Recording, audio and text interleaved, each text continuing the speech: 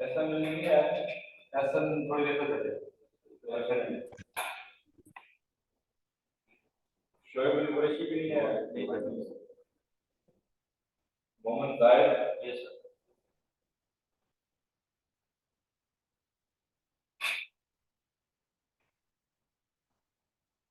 नहीं नबी यस नहीं। साजिद महमूद था ऑनलाइन पे। साजिद महमूद जी सर। कोई लाभ था जी।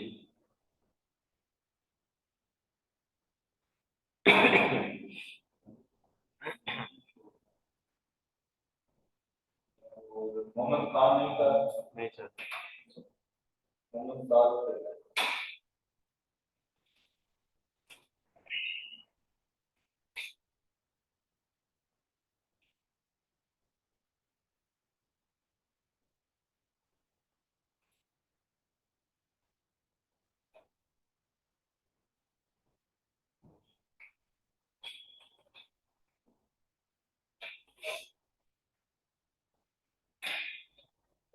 नेक्स्ट क्लास में आप अपने जितने भी स्टूडेंट हैं उनको बता देना 10:15 के बाद में एंटर नहीं होता, 10:15 ये मेहरबानी करेंगे। सब्जेक्ट जो है तो आपका टेक्निकल है और कॉन्ट्रैक्ट लॉन्च करने की थोड़ा समझना जरूरी है। अगर 1-2 बच्चे लेट हो जाते हैं तो दोबारा बताना पड़ता है, समझाना पड़ता है। तो आप लोगों ने सबको इंटीमेट करना है या गूगल के ग्रुप में मैसेज करते हैं जी सर। 10-15 के क्लास में ना किसी का अटेंडेंस ना बैठने मेरे अटेंडेंस नाल में बैठने नहीं बैठने बैठने 10-15 तक जो आ गया तो उसको क्या है ये बच्चे पहले भी तो आते हैं सब लोग नहीं वो तो ठीक है वेबसाइट पे लगे तो क्लास में नहीं बैठेगा। एक होता है ना 5-10 मिनट किसी को रास्ते की वजह से लेट हो गई कोई मसला नहीं है, पर आप आ रहे हैं रास्ते में ये आ रहा है ग्रुप में अपडेट कर देता है, मैसेज पता चल जाता है वो ओके ठीक है। एक बच्चा आता ही 10 बजे आता 11 बजे वो गलत बात है। वो क्या मीटिंग स्टार्ट है? Yes sir. Recording yes. अच्छा लीगल रीजनिंग मोहम्मद जाहिद वहां तक समझ में आ गई ना पिछली बात में कि हम जिन चीजों पर डिस्कस कर रहे थे लीगल में। अब ये एक और की एलिमेंट है लीगल रीजनिंग। रीजनिंग से क्या बात करते हैं? रीजन वजह आगे क्या लिखा हुआ है? लीगल रीजनिंग के मतलब क्या है? कानूनी वजूहात। कानूनी वजूहात लॉजिक इस तरह के लोग जिसमें लीगल केस करता है।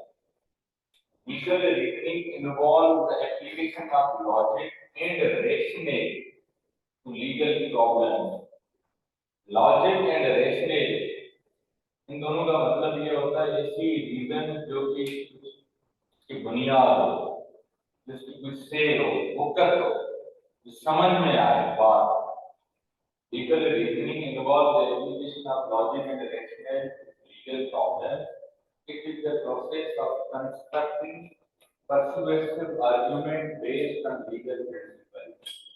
Using analogical reasoning to argue that a current case is similar to a precedent should be decided in similar manner.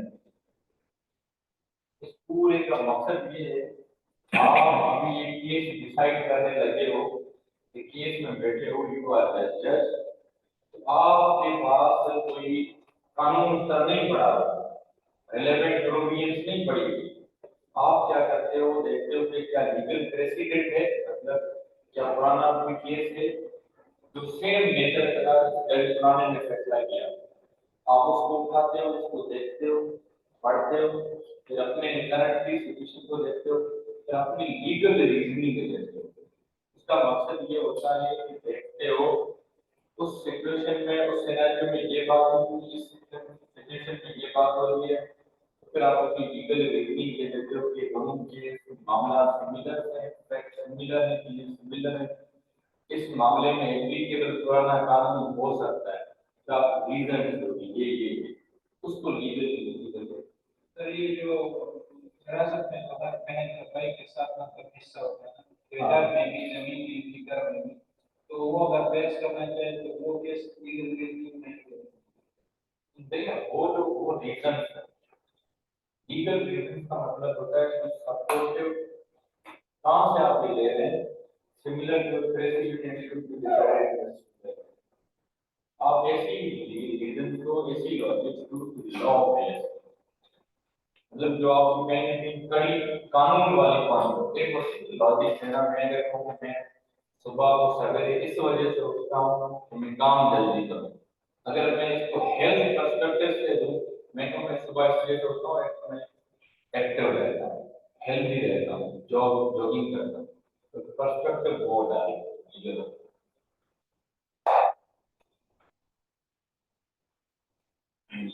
Writing.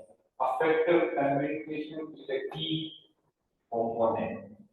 Legal writing involves drafting documents, opinions, memoranda in a clear, precise and persuasive manner.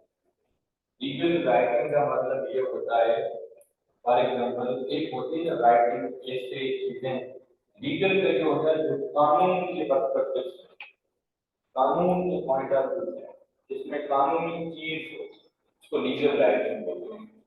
ये क्या है affective communication, मतलब कि communication चाहे लिखी भी हो या बोली भी हो, क्लियर हो, समझ में आए सामने वाले को, उसको क्या बोलते हैं, वो affective communication. Legal writing draft हो सकता है कोई डॉक्यूमेंट, ओपिनियन भी हो सकती है, मेमोरेंडा मतलब कोई इस तरह की जो आपके ओपिनियन बेस्ड होते हैं या आपके सजेशन बेस्ड होते हैं या एमओयूज होते हैं, इन्हें clear precise and persuasive manner बिल्कुल समझ में आए, मैं बात करूँ आपको क्लियर समझ आ जाए। Drafting a legal memorandum that concisely presents the relevant facts, legal issues and arguments. For example अगर हम ड्राफ्टिंग की बात करें, उसके अंदर क्या चीजें होती हैं, हम जब कोई केस बनाते हैं, लीगल प्लेन बनाते हैं, उसमें क्या फैक्ट्स के बाद क्या लिखते हैं, लीगल इशू लिखते हैं, मसला क्या है, फिर आर्गुमेंट्स आते हैं, जैसे कि भाई हमने आपने केस का जब ड्राफ्ट किया होगा, खुला का हो, क्रिमिनल हुई हो, सबसे पहले आप पूरी कहानी बताते हो, कहानी बताने के बाद मसला बताते हो, मसला बताने के बाद आपको बताते हो कि आप क्या चाहते हो ना, वो एक आर्गुमेंट की शक्ल में बात करते हैं। ऐसी चीजें ऐसे मामला को लीगल राइटिंग में हम कंसीडर कर सकते हैं। लीगल एनालिसिस, एनालिसिस की बात करते हैं, क्या मुराद है एनालिसिस, क्या है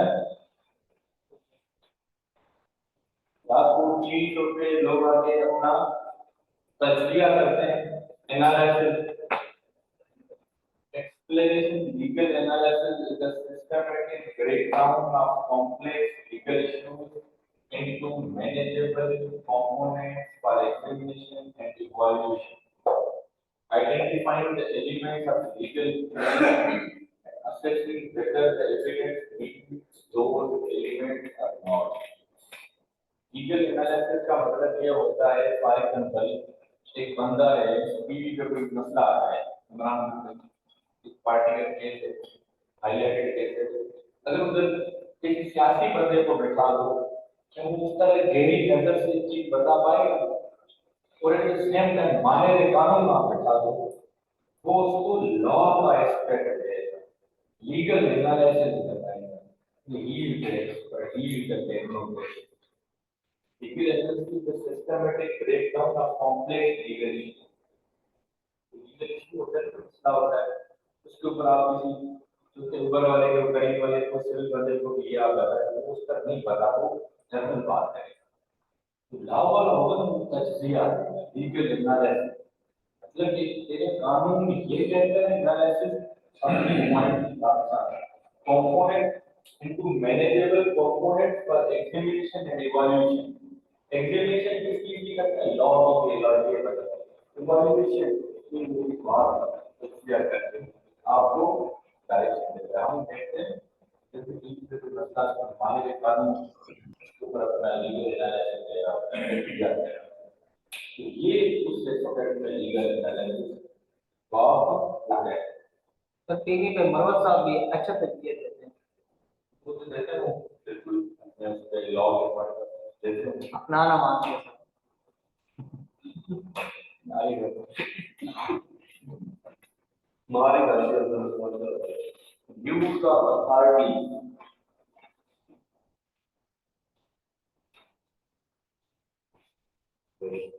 explanation knowing how to use legal authority such as statutes, regulation, case law, legal commentary to support legal argument. वो कहता है यूज ऑफ अथॉरिटी। अथॉरिटी में कौन सी चीजें आ रही हैं?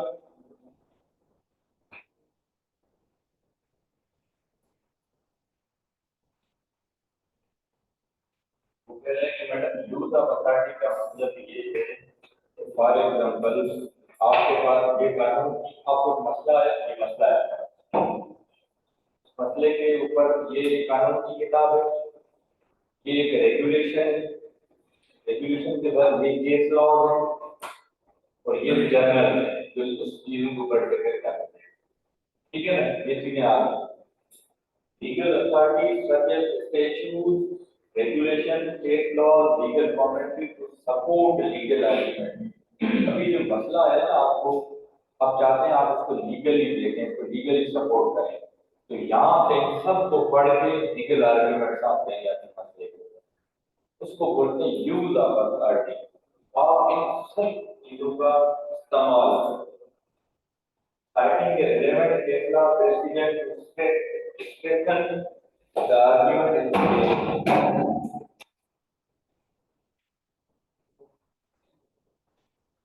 ये आपको पता है ना, जब भी कोई अच्छा वकील जब अपनी बात बता रहा होता है तो कोटेशन करता है किसी केस लॉ को।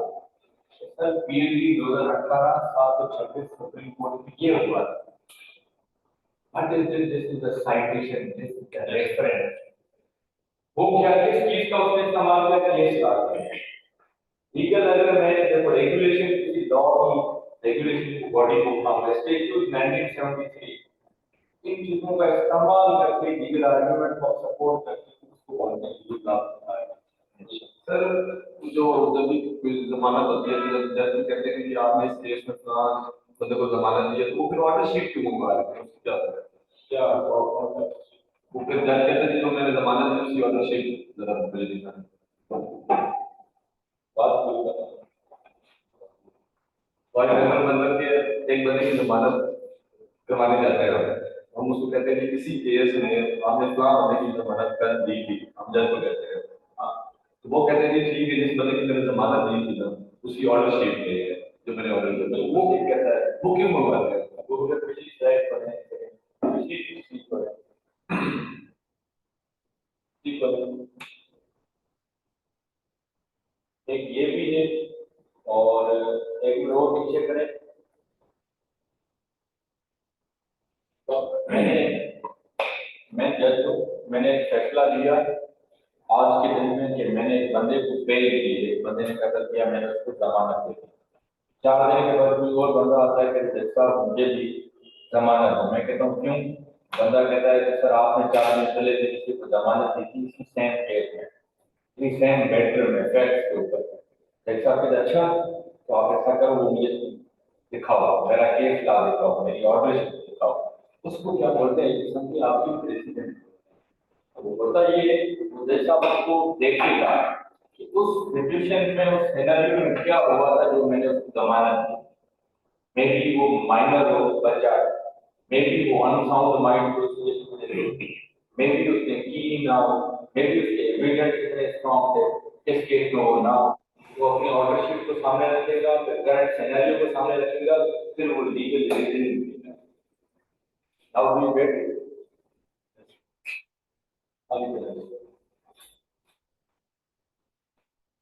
लीगल प्रॉब्लम सॉल्विंग क्या है? काम करते हैं लीगल प्रॉब्लम सॉल्विंग।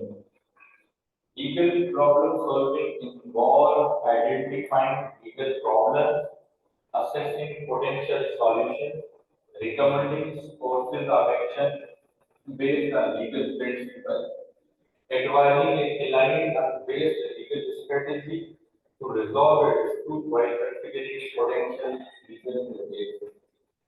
मेरी वकील मेरे पास एक क्लाइंट आता है, अपना मसला बताता है, सर मेरी ये प्रॉपर्टी है, पूरा मसला बताता है जो फंसा हुआ है, सर अब मुझे वो तो पता है हल इसका, कानूनी हल आता है। हर बंदे के पास अपना हल होता है कि नहीं होता, लेकिन कानूनी हल नहीं पता, कानूनी रास्ता नहीं पता होता है। तो वो कहते हैं लीगल प्रॉब्लम सॉल्विंग, मसले का सॉल्व कानूनी तरह। वो कैसे? वो आप जो है ना अपनी लीगल प्रिंसिपल्स को अंदर लेकर आप उनको सजेस्ट करते हैं, सॉल्यूशन देते हैं, अपनी बेस्ट स्ट्रेटेजी देते हैं, वो किन के ऊपर होती है? वो लॉ के ऊपर। क्या किसी को मंत्री और पुलिस समझ आ रही है? नहीं आएगी ना, लेट आएगी, आनी नहीं है इंशाल्लाह।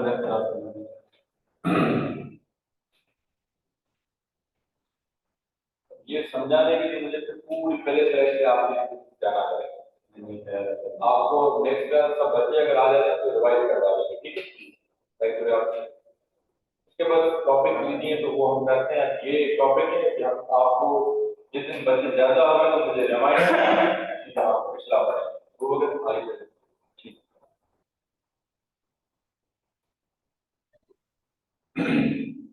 यहाँ पे समझने की चीज आ गई है ना, वो फिर आप लोगों को बताए।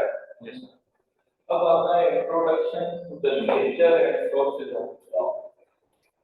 Nature and sources of law. Nature का क्या मतलब है? कानून फितरतन क्या है या फितरतन क्या है, उसके अलावा कानून के सोर्सेज क्या होते हैं लॉ के। देखिए अगर मैं कहूँ कि कानून, कोई बंदा आम बंदा कहता है कि कानून भी किसी चीज से बना है, कहाँ से बना है, क्या उसकी पीछे क्या चीज, कहाँ से क्या कानून ऊपर से उतरा है, कानून कोई लेके आया था क्या था, उसकी सोर्सेज क्या है। तो पता है मतलब कि सोर्स होती है कानून बनाने की। पाकिस्तान मुल्क आजाद हुआ, उस मुल्क चलाने के लिए उसको किसी कानून की जरूरत थी, तो वो हमने एक कोडिफाइड रिटन कॉन्स्टिट्यूशन कहीं से लिया, अपना बनाया, कहीं से लिया, जो भी किया हमें जरूरत है। तो कानून के सोर्स हैं। सबसे पहले तो हम नेचर ऑफ लॉ पढ़ते हैं। कौन रीड करेगा? रीड कर nature of law. Introduction to the nature and sources of law. Nature of law. Definition: law is a dynamic system of rules and regulations that govern human behavior within a society. Law क्या है? एक dynamic system है, rules का regulation का। Law कानून कैसा ऐसा system जो कि उसूलों के ऊपर बना हुआ है। उसूल मीन्स प्रिंसिपल्स, कुछ चीजें that govern human behavior within society। किसके लिए वो उसूल बने हैं? उस पर्टिकुलर सोसाइटी को गवर्न करने के लिए।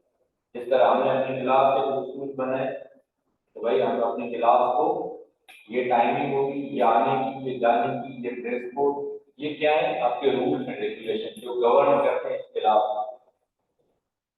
It plays a pivotal role, इसका मतलब होता है जो खास role in maintaining order, resolving disputes and ensuring justice.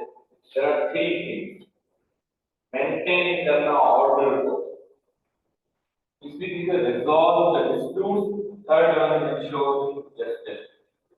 कानून, law इसके उसूल हैं, इसकी रेगुलेशन है जो कि किसी सोसाइटी को कंट्रोल करने के लिए, गवर्न करने के लिए उन लोगों के लिए बनाया गया है।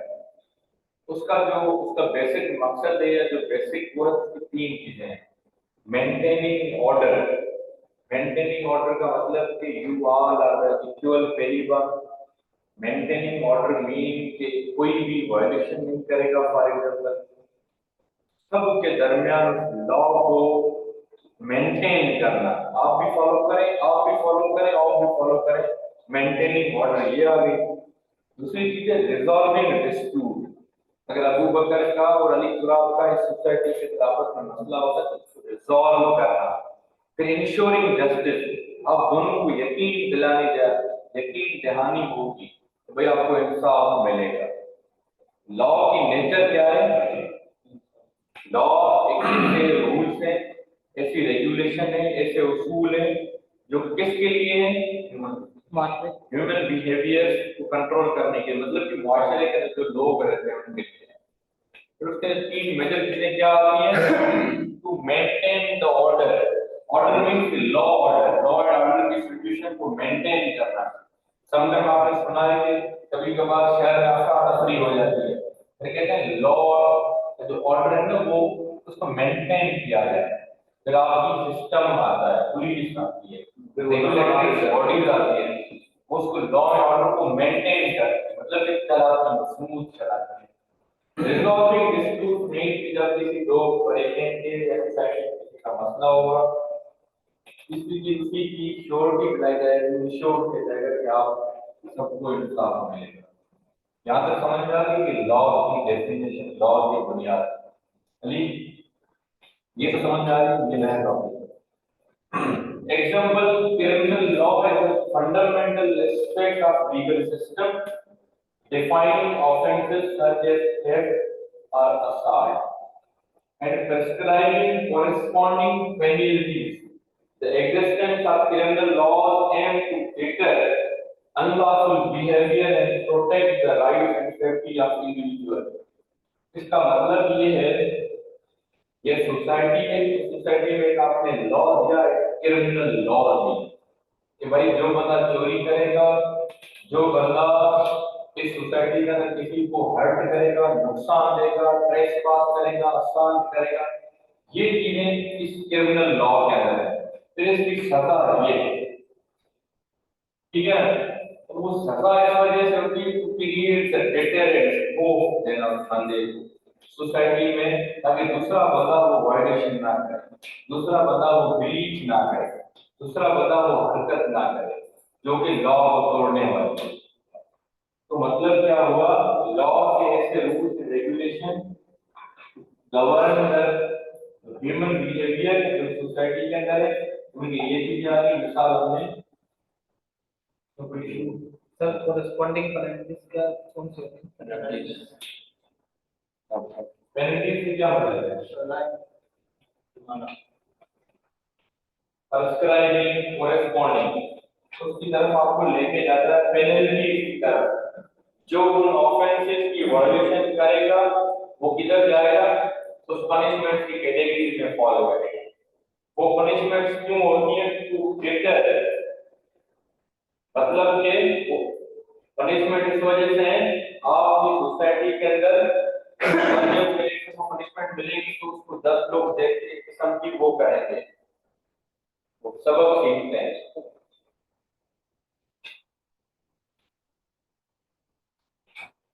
जो अनलॉफुल बिहेवियर होता है, आई मीन अनलॉफुल का मतलब होता है कि जो कानून के अगेंस्ट हो बिहेवियर, ऐसा एक्शन आपका, उसको रोकने के लिए इंडिविजुअल के राइट को हर्ट करने की law to maintain the order.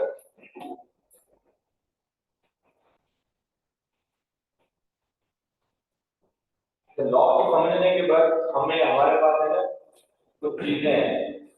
अब ये प्रीवियस थोड़ा है लेकिन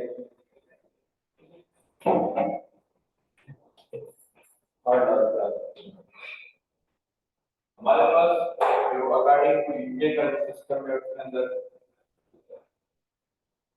बेसिकली अगर देखा जाए तो दो तरह के लॉ होते हैं, हार्ड लॉ और सॉफ्ट लॉ। अगर मैं पूछूं तो हार्ड और सॉफ्ट का मतलब क्या है? हार्ड का मतलब सर अच्छा, अब अगर हार्ड में कानून की नजर से पूछूं कि हार्ड लॉ में कैसे सख्त होते हैं, क्या होता है, क्या चीज है?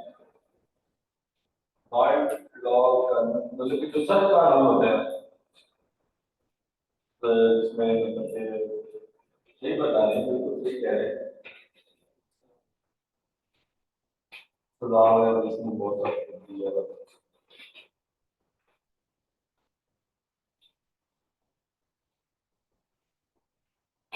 जिसमें कोई चांस नहीं होता मतलब किसी को रिलीफ मिले जिस तरह से जो मजलिस जैसे एक्सप्लेन कोई मसाल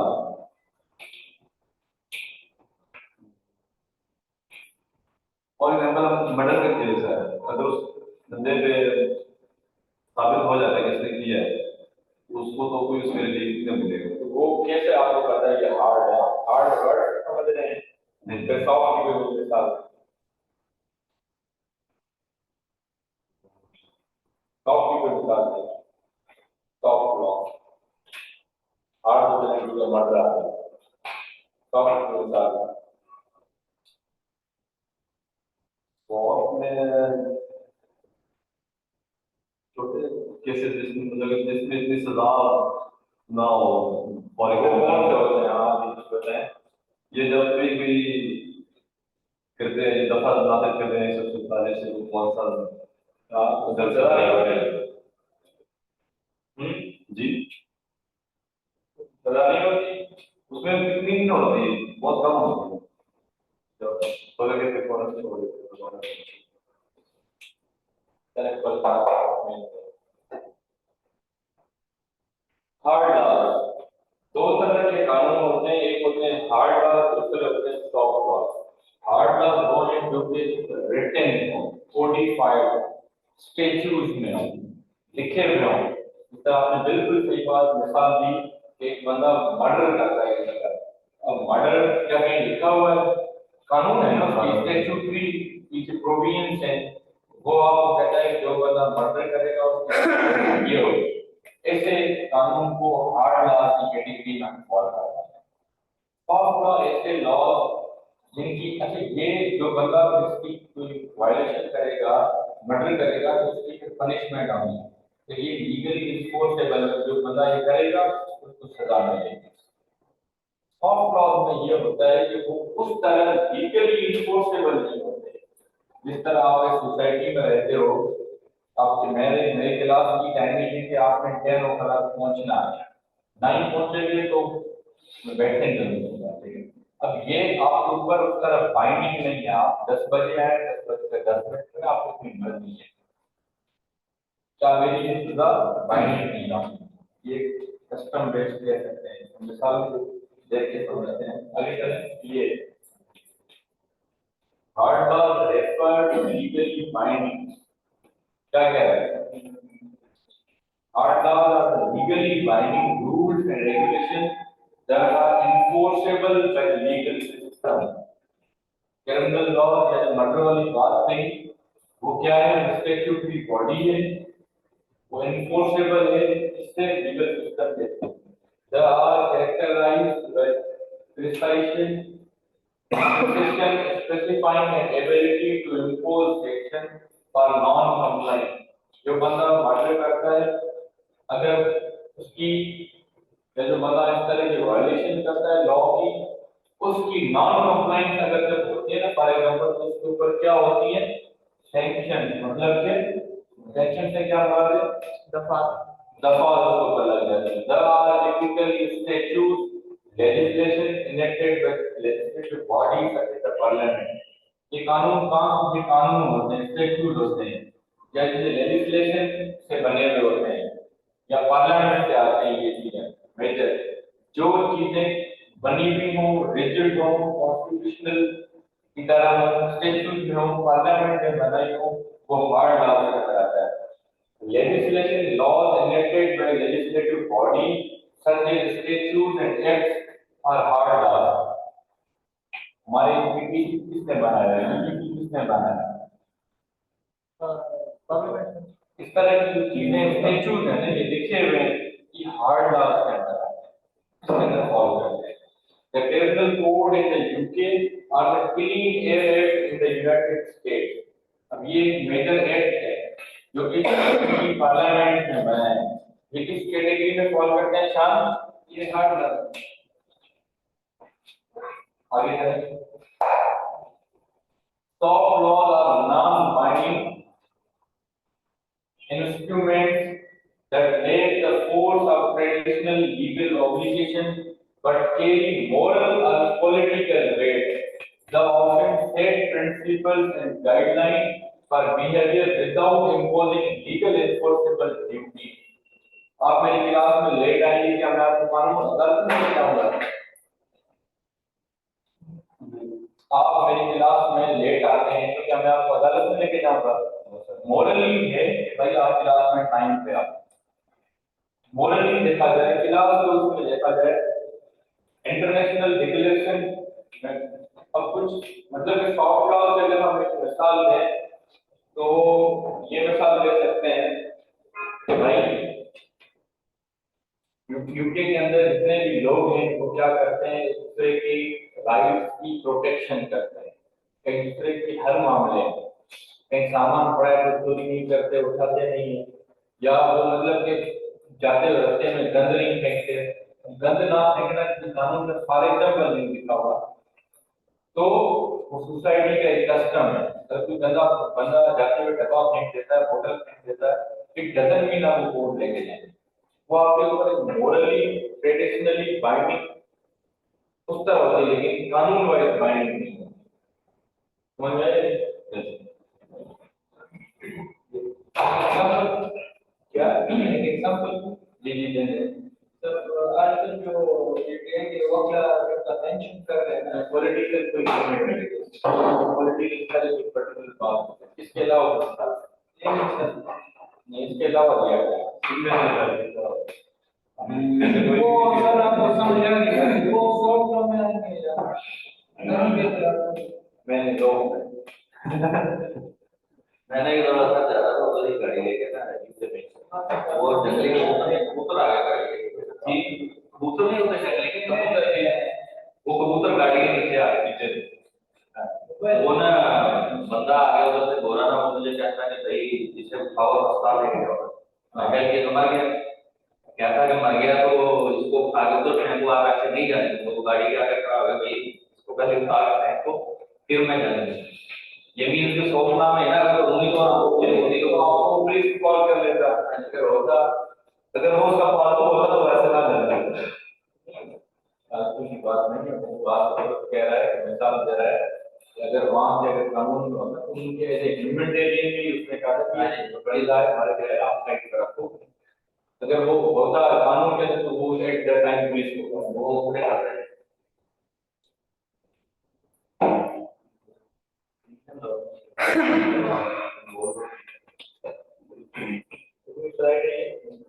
अभी 21 स्लाइड है 41 है 20 स्लाइड आगे चलने में ये इतना सॉफ्ट कर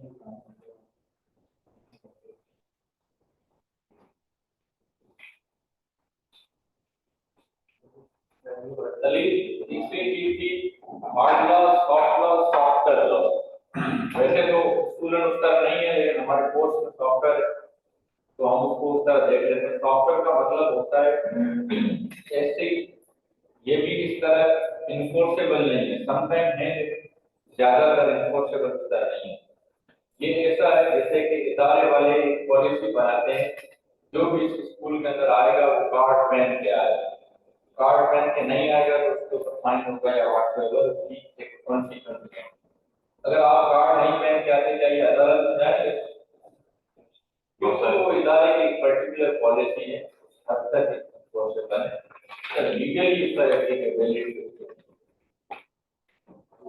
लेकिन सर देखिए अगर ये जगह पे तो लिखा होता है कि पार्किंग अलाउ नहीं है इस तरह वो भी बस फाइन ही कर सकते हैं और कुछ नहीं कर सकते तो पब्लिक प्लेस होती है पब्लिक प्लेस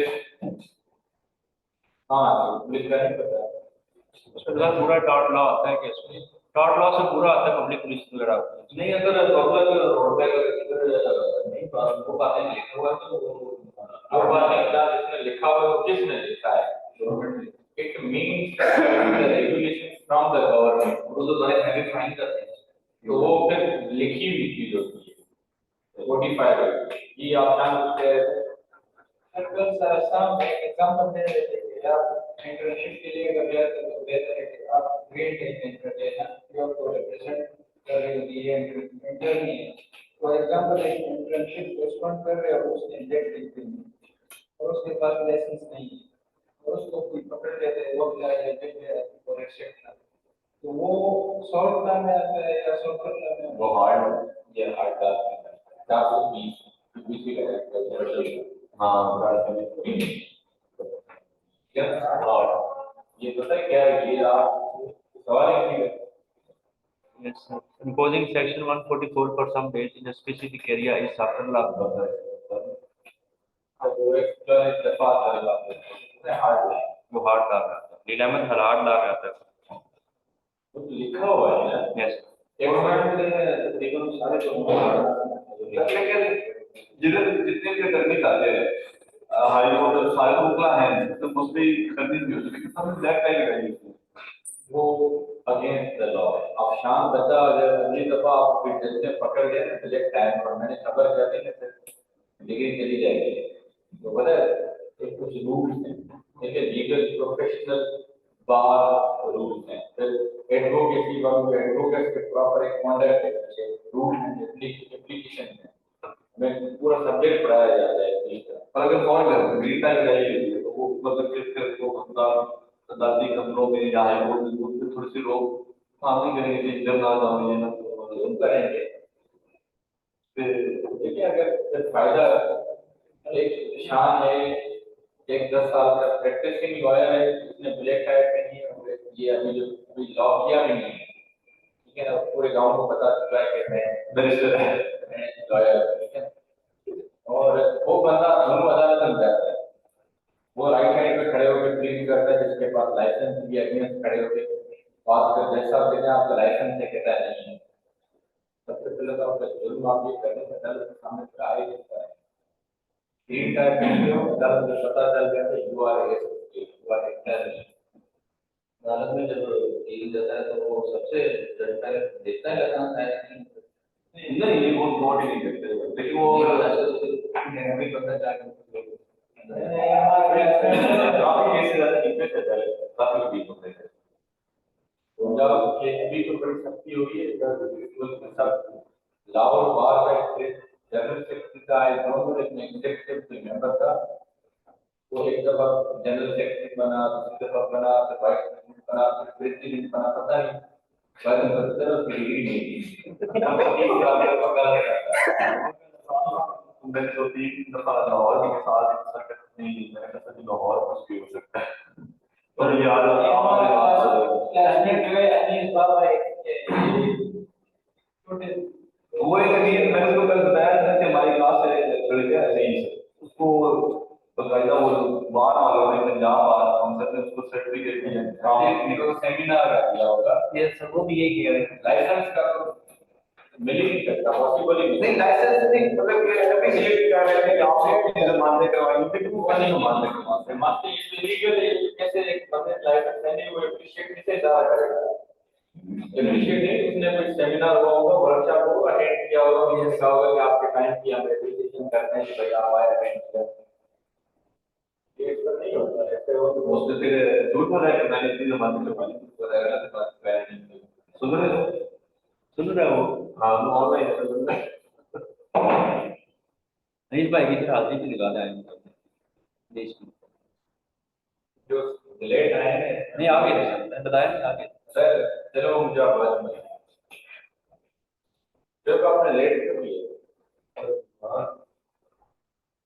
शराद अली भी आए बताइए।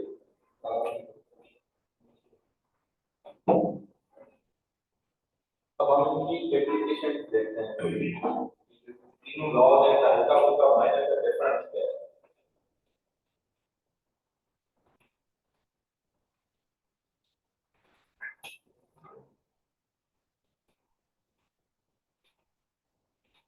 enforceability. Hard laws जो है ना, these are enforceable through legal mechanism. जो बंदा जुर्म करेगा तो उसकी सजा उसको कौन देगी? वो इधर लीगल मैकेनिज्म के थ्रू बंदा चोरी करता है, पुलिस उसको पकड़ेगी, सजा उसको अदालत देगी, ये उसका लीगल मैकेनिज्म है। And violation can lead to sanction. जो वायलेशन करता है, चोरी करेगा, एक किस्म की लॉ वायलेशन की, तो उसके ऊपर क्या लगेंगे? दफा लगेंगे, फाइन लगेगा और अदर लीगल कॉन्सिक्वेंसेस कुछ भी। कोई भी बंदा हार्ड लॉ की वायलेशन करेगा, उसके ऊपर या तो फाइन होगा, जो या तो सैंक्शन लगेंगे, जो उसकी पनिशमेंट, या any other consequences. Soft law ले इनफोर्सेबिलिटी, मतलब उस तरह की इनफोर्सेबिलिटी नहीं है, ले कर रहा है, relying on moral or political pressure for compliance। अगर एक मिसाल दी कि मैं जैसे जा रहा था, हिट हुआ, गाड़ी लगी, अंग्रेज का बंदा आ गया, कहता है कि उठाएं। अब बंदा ये दो वजूहत से उठा रहा है, एक तो उस बंदे का क्या आ गया? मोरल प्रेशर आ गया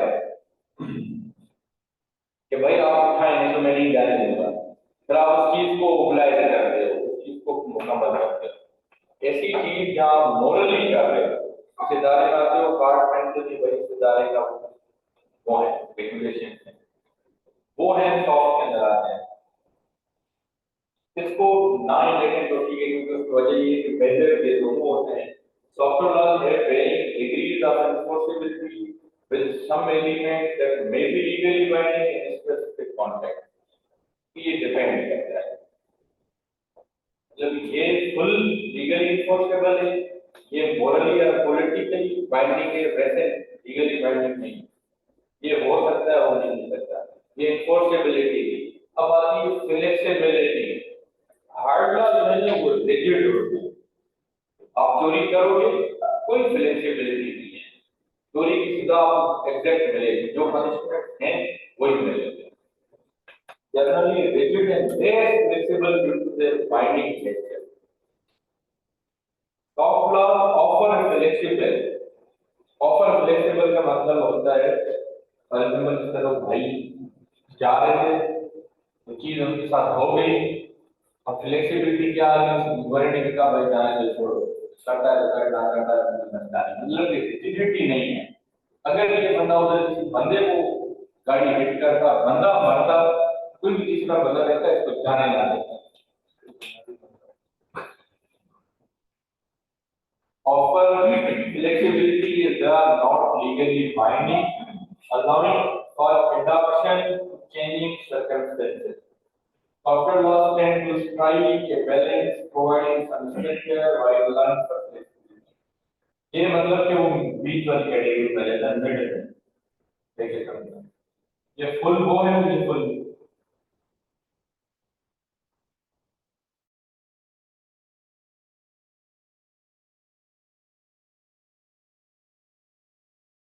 hard laws typically created through formal legislative process and will require significant effort to amend.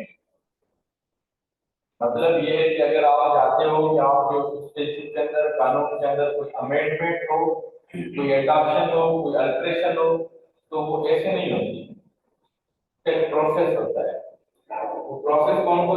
Significant process होता है, अहम प्रोसेस होता है।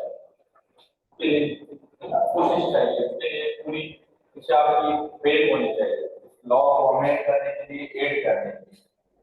सॉफ्ट लॉज में क्या है? Often created through international agreement, declaration और consensus building processes that are more एडॉप्टेबल।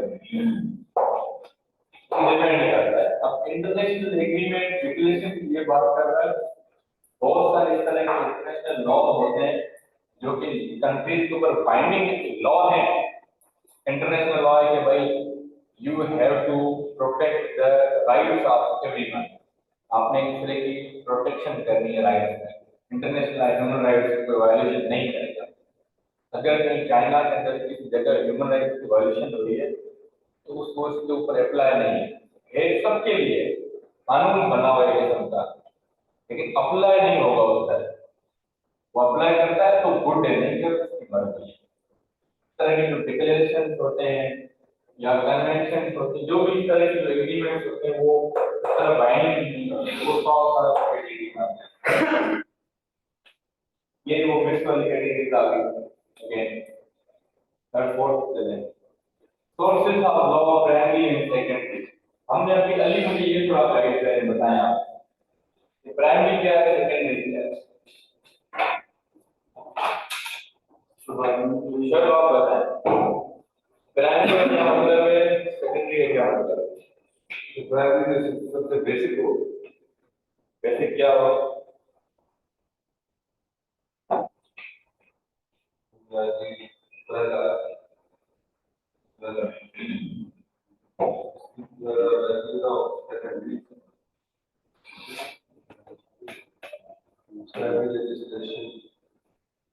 ibtidai कानून सर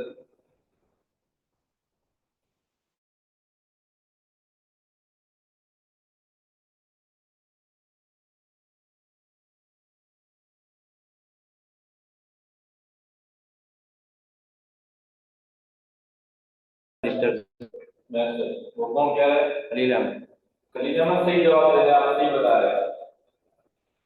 अली थोड़ा बताएं मुझे, सेकेंडरी प्राइम मिनिस्टर क्या है, अगर पार्लियामेंट प्राइमरी है तो क्या है, थोड़ा समझाएं। अली समझाए या मुझे शाम शाम बेहतर समझा आप मैं क्या ऑलरेडी समझे? समझे क्या, गूगल कोई ना है।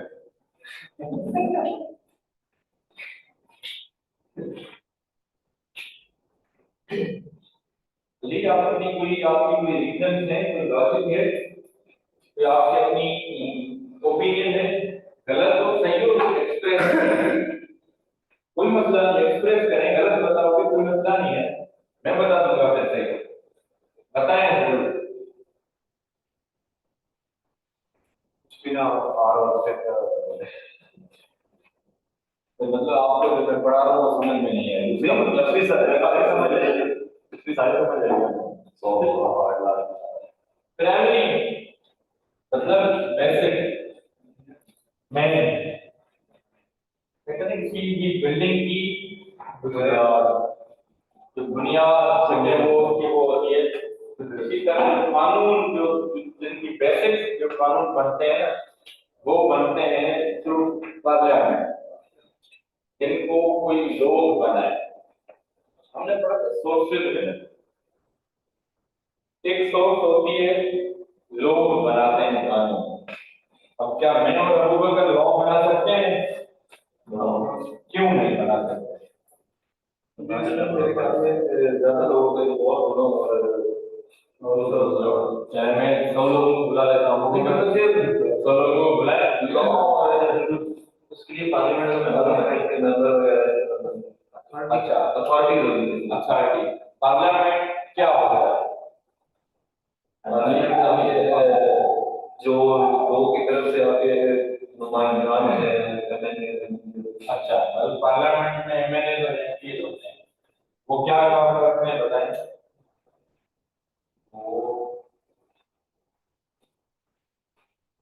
लोगों की गाइडलाइन सर इनएक्टमेंट तो नहीं हुआ।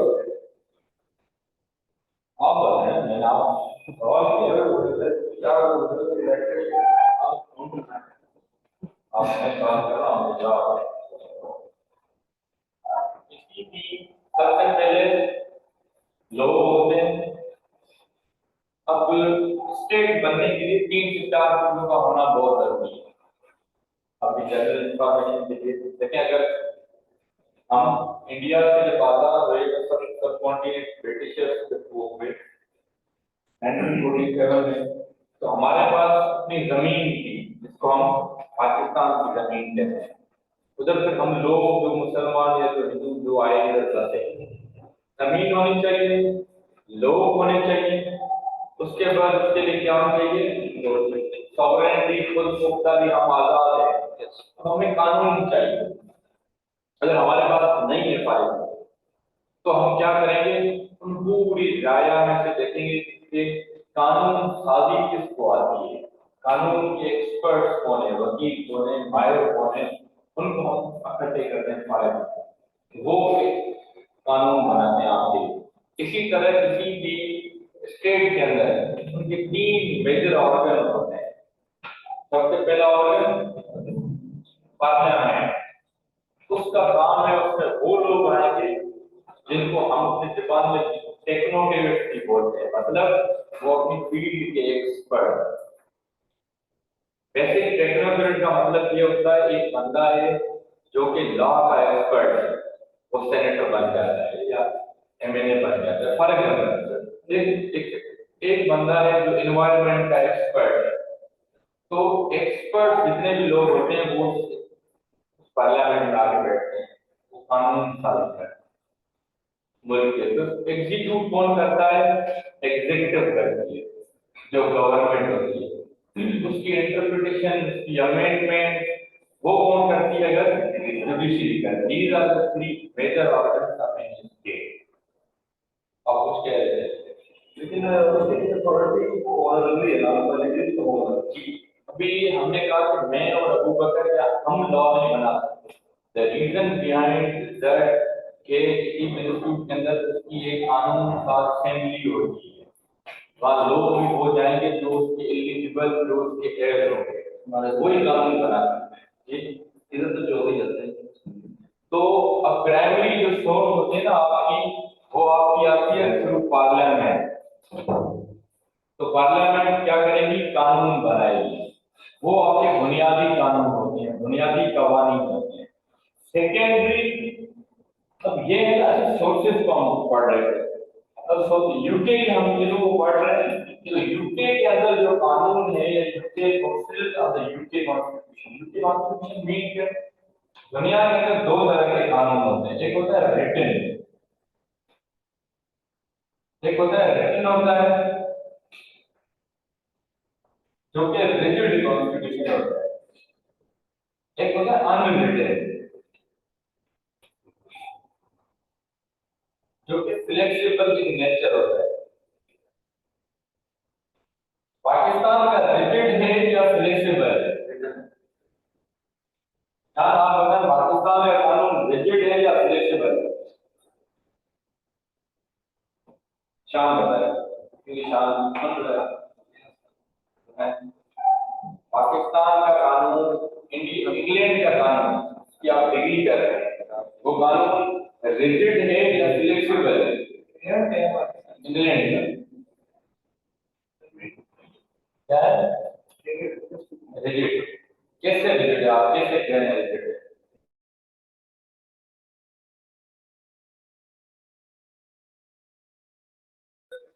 रिजिड ऐसा कानून जिसको चेंज करना, अल्टर करना बड़ा सख्त, उसके लिए आप लोग लेंथी प्रोसेस चाहिए।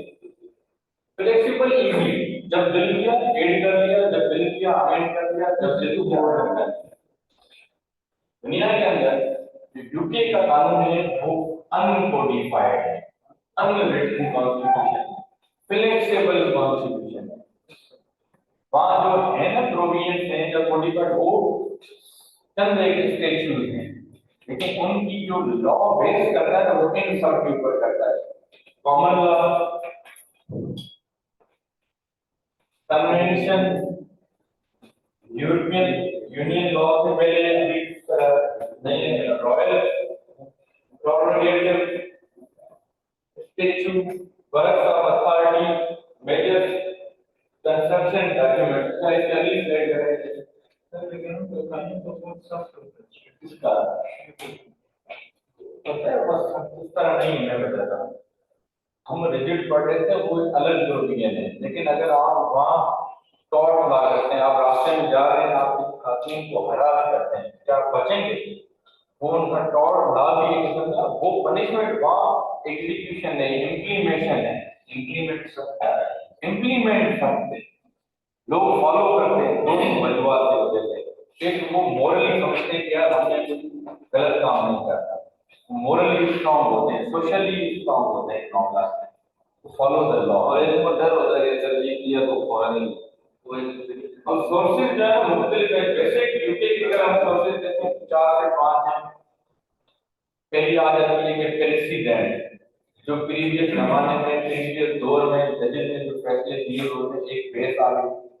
दूसरा कन्वेंशन, कल पढ़ा है, समझाओ जाएगा लेकिन क्या है कन्वेंशन? कन्वेंशन सारे संचालित मुझे कन्वेंशन थोड़ा पता है, आप कन्वेंशन ये थोड़ा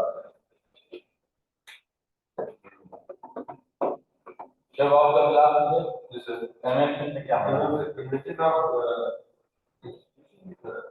कॉन्स्टिट्यूशन ये पूरा कन्वेंशन आप कन्वेंशन कन्वेंशन तो बेसिकली दस्तूर की बार तो वहाँ के जो लोगों की जो कन्वेंशन थी वो है। थर्ड जो है ना आपकी फिर आता ये सोर्सेज ऑफ ज्यादातर वाइट है वो है। कॉमन लॉ में क्या आ जाती है चीजें, जुडिशियल प्रेसिडेंट या वो जो कोर्ट की पूरी जो चीजें आ जाती है ना, ये एक सोर्स आ गई। दूसरी सोर्स आ गई यूके पार्लियामेंट, जो कि प्राइमरी सोर्स है जो लेजिस्लेशन करते हैं। सेकेंडरी जो मिनिस्टर्स यहाँ बैठते हैं वो अपनी मिनिस्ट्री के अंदर कोई अमेंडमेंट करते हैं, उसको बोलते हैं सेकेंडरी सोर्स।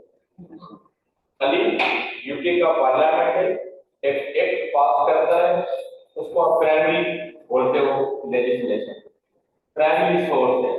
लेकिन एक बंदा है मिनिस्टर है एनवायरनमेंट का, वो चाहता है कि यार मैंने अपने जो है ना इस लंदन के अंदर या इस पूरी सिटी या पूरे अपने ज्यूरिडिक्शन में जो आदमी जाती है, कहता है इसकी एनवायरनमेंट की जरूरत है, फला लॉ की फला रेगुलेशन की, तो वो खुद अपने से बना के अपनी मिनिस्ट्री में इंप्लीमेंट करवाता है उस चीज के लिए, वो सेकेंडरी सोर्स होती है कार्य। अब किसी को कोई सवाल मिनिस्ट्री के अंदर वो करवाता है वो पब्लिक के लिए मतलब पब्लिक के लिए होती है ना, होती पब्लिक के लिए है, वो मिनिस्ट्री से रेगुलेट होती है, यानी कि उसका पार्लियामेंट थोड़ी से होता है, मतलब डेलीगेटेड है ना। ठीक है, प्राइमरी है, मेजर हमने लॉ बना दिया। पार्लियामेंट इतना वेला तो नहीं है कि हर दूसरे से हर छोटी मिनिस्ट्री के लिए लॉ बनाता करता है। पार्लियामेंट इतना वेला नहीं है कि किसी की कोई मसला हो गया है किसी इदारे है अगर उसके लिए भी कानून बने, उन्होंने डेलीगेट की अथॉरिटी, डेलीगेट की है पावर कि भाई आप खुद भी बना सकते हैं कानून, आप खुद भी अपनी चीज के रेगुलेशन के लिए आप खुद भी कर सकते हैं।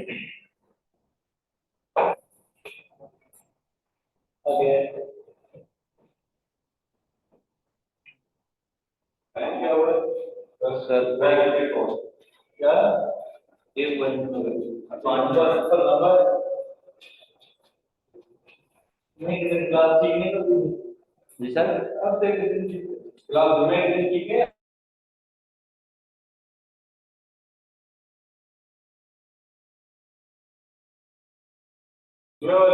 नहीं वैसे मैं पूछ रहा हूँ ब्रेक ज्यादा होती है सर, वो कॉन्सेप्ट क्लियर नहीं होते। पब्लिक लॉ का सर वो जरा लेंथी होता है, कॉन्सेप्ट भी रह जाते हैं काफी आता है, जिसमें कल का भी लेक्चर आधा रह गया, तो वो क्लास अगर वो पॉइंट है वो हफ्ते को वो फिर वो ज्यादा मजा आता है। ये सर वो सर ये बच्चे के कंसेप्ट भी कर देता है और अली के तो नहीं कौन सा अली का से का नहीं पता नहीं मेरी का नहीं बात है अलग है क्लास, लेकिन सर थोड़ा सा ऐसा बोलते हैं सर समझ नहीं आती ये थोड़ा सा ऐसा बात सर को होता है।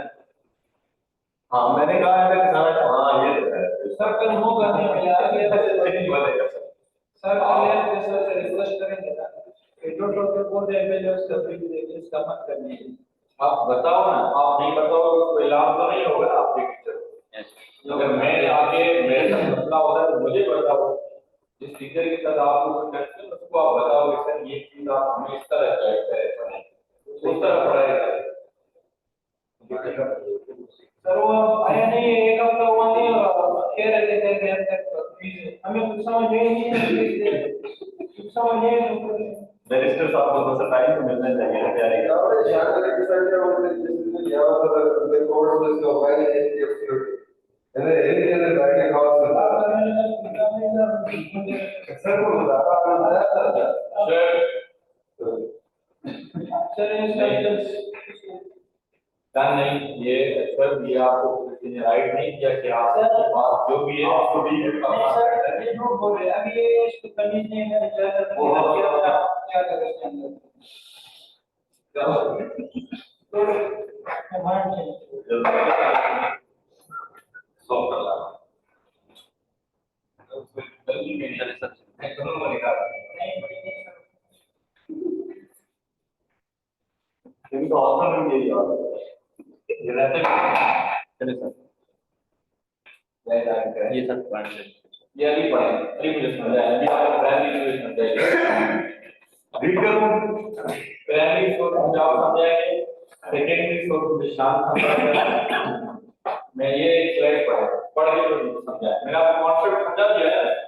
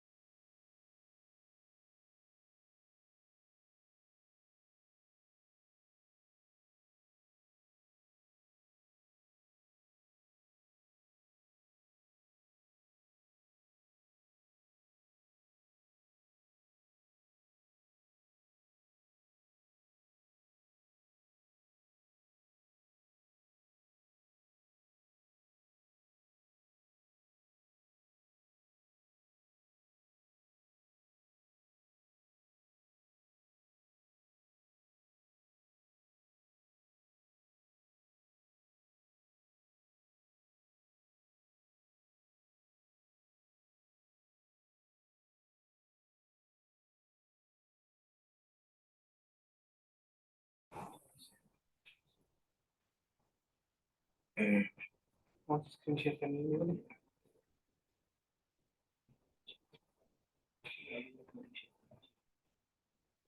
फोन करना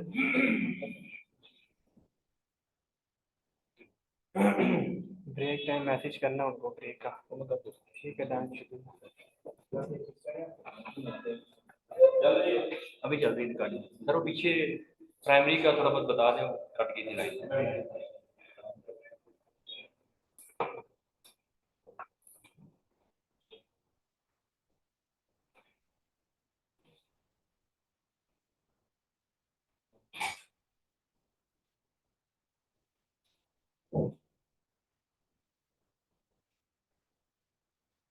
प्राइमरी सोर्सेज, प्राइमरी का मतलब है कि ऐसी लेजिस्लेशन जो कि आपके स्टैट्यूट बनाती हो, एक्ट बनाती हो, कानून साजी करती हो।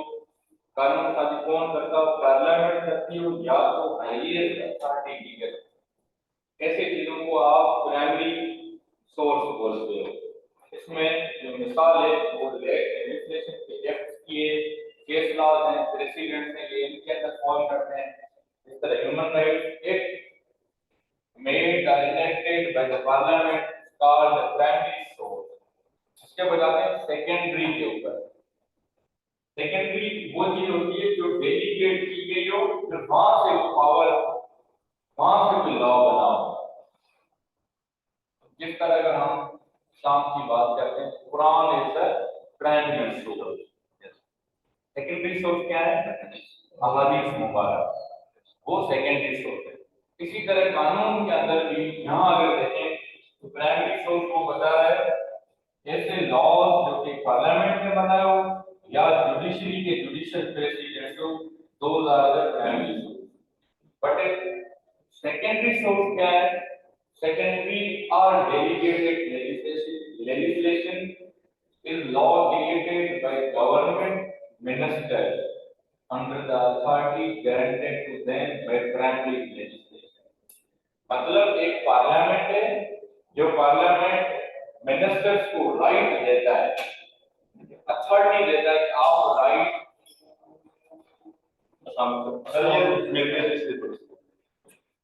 ये आपका पार्लियामेंट है। ये पार्लियामेंट कोई लॉ बनाता है तो ये क्या कहलाते हैं? प्राइमरी।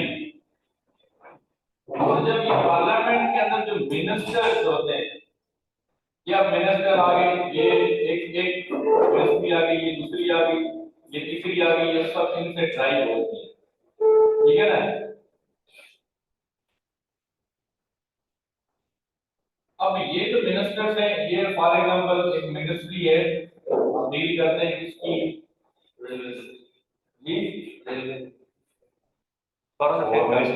फॉरेन की है, MOFA, ministry of foreign affair हम कर लेते हैं। अब ये मोफा में जो बंदा इसका चेयरमैन होगा, मिनिस्टर होगा, उसको किसने पावर दी है? पार्लियामेंट ने। वो पावर दी कि भाई आप अपने सर्कल के अंदर जो भी कानून बनाना चाहते हो इसकी सुपरविजन में बना सकते हो, बनाएंगे आप खुद, लेकिन वो इसके अकॉर्डिंग उसकी रोशनी में होगी। ये जो भी लॉ बनाएगा वो प्राइमरी हो गए। ये जो लॉ बनाएगा अपनी मिनिस्ट्री के लिए, इस चीज को रेगुलेट करने के लिए, फॉर एग्जांपल अपनी कोई रेगुलेशन बनाता है अपनी पूरे उसके दायरे के लिए, ये आ जाता है सेकेंडरी, क्योंकि ये डेलीगेट की गई है। डेलीगेट का मतलब है किसने इसको पावर दी, डेलीगेट की कि आप बनाए उस चीज के लिए। तो ऐसी सोर्सेज को क्या बोलते हैं? Secondary sources. इसमें इजमा कियास इज्तिहाद वाला जो कांसेप्ट है वो भी सेकेंडरी का आएगा इस्लामिक लॉ में। अब वो किसी तरह मिसाल दे सकते हैं। The Environmental Protection Act 1990 provides ministers with the power to create a regulation specifying waste disposal procedure। ये एक एक्ट है जो कि पार्लियामेंट ने बनाया, इसको हम प्राइमरी बोलते हैं, प्राइमरी सोर्स, प्राइमरी। ये मिनिस्टर को पावर देता है उस मिनिस्ट्री के कि भाई अथॉरिटी देता है कि आप वेस्ट जितना भी मटेरियल है उनको डिस्पोजल करने के लिए आप प्रोसीजर आप बना सकते हैं, किस तरह करना है, कैसे करना है। These regulations are a form of secondary legislation। textbook commentaries by legal writers, the opinion of legal expert, ये भी सेकेंडरी में आते हैं। फॉर अगर आपने समझाने के लिए हमने मिसाल दी Quran is the primary source. Quran की बस जो चीजें हदीस मुबारक की इजमा इज्तिहाद इस तरह की जो लीगल स्कॉलर्स की वो जो फतवा होते हैं वो आपकी सेकेंडरी सोर्स। इसी तरह जो सेकेंडरी सोर्स में फिर लीगल एक्सपर्ट की राइटिंग, लीगल स्कॉलर्स की राइटिंग, उनकी ओपिनियंस, उनकी बुक्स वो भी सेकेंडरी में आती है। मतलब यहाँ पे बात प्राइमरी और सेकेंडरी में किसी कंफ्यूजन हो किसी को समझ नहीं मतलब है ना प्राइमरी और सेकेंडरी में किसी को कोई कंफ्यूजन उसको नहीं है कोई तरह समझाया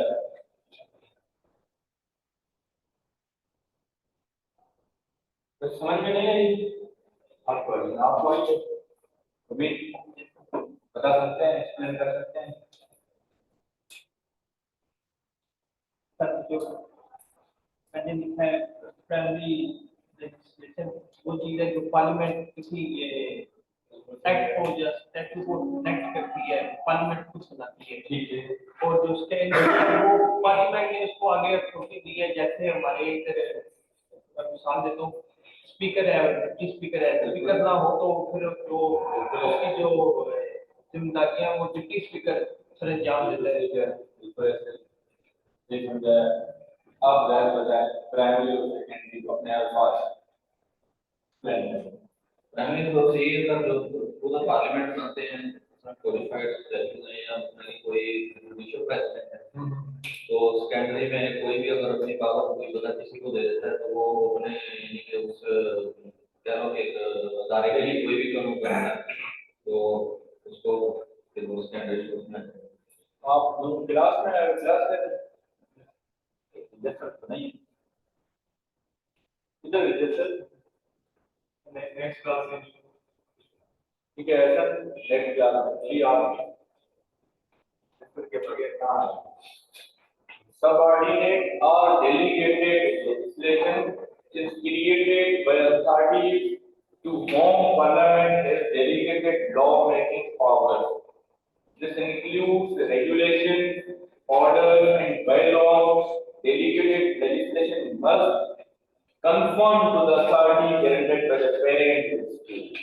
The parent statute. वो कह रहा है कि जो यूके का पार्लियामेंट है जो कि चीफ है, जो कि प्राइमरी सोर्स है, वो अपने पावर डेलीगेट करता है अपने मिनिस्टर्स को। आप रेगुलेशंस बनाएं, ऑर्डर्स बनाएं, बाय लॉज बनाएं अपनी मिनिस्ट्री को, अपने उस इदारे को रेगुलेट करने के लिए whatever you want to do. लेकिन वो कंफर्म इससे आप करेंगे अपने पेरेंट स्टेच्यू से। Parent statute means that ministry of environmental या उसके कोई भी लॉ बना रहे हैं तो उसकी रोशनी में होगा, उसके कॉन्ट्राडिक्ट वो ऑर्डर्स नहीं होंगे। ठीक है चलो समझने ये होता है इस तरह बंदा कहता है। मैं मिसाल देने के लिए समझा रहा हूँ कि कुरान पाक जो है ना वो प्राइमरी सोर्स है इस्लाम की लॉ का। अगर हमें उसके बाद सेकेंडरी सोर्स से अहादीस मुबारक के या इज्मा इज्तिहाद या जो फतवे होते हैं लीगल की हमारे इस्लामिक स्कॉलर्स की उनको हम सेकेंडरी सोर्स के तौर पे इस्तेमाल करते हैं। तो अब कहता है फॉर एग्जांपल अगर कोई लीगल स्कॉलर कोई बड़ा है वो कोई फतवा देता है किसी मसले को इज्मा इज्तिहाद में कुछ बात करता है तो वो अगेंस्ट कभी भी प्राइमरी सोर्स के नहीं होती, मतलब अगेंस्ट कभी भी कुरान के नहीं होती। इसी तरह अगर आप एक और मिसाल लें पाकिस्तान का आईन जो है चीफ प्राइमरी एक किस्म की आपकी जिसके ऊपर आपका मुल्क बेस कर रहा है। इस मुल्क में ऐसा कोई भी लॉ नहीं बनेगा जो कॉन्स्टिट्यूशन के अगेंस्ट हो। मतलब के जो के कोई आया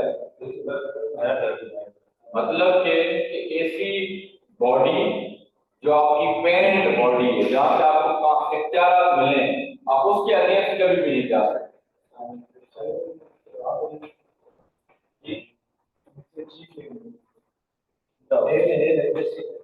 सोन बात तो समझ में आ गई आप कि अब ये जो बात कर रहे हैं सबऑर्डिनेट और डेलीगेटेड लेजिस्लेशन, मतलब मिनिस्टर्स या क्या है, अंडर है किसके, पार्लियामेंट के। इंटीग्रेटेड अथॉरिटी मतलब जो अथॉरिटी उनको बनाया हुआ है उसका होम पार्लियामेंट है। Delegated law making power, ministers को पार्लियामेंट ने पावर दी है कि आप लॉ बनाएं। अब वो क्या हो सकते हैं, रेगुलेशन हो सकती है अपने मिनिस्ट्री को चलाने के लिए, orders and by laws whatsoever.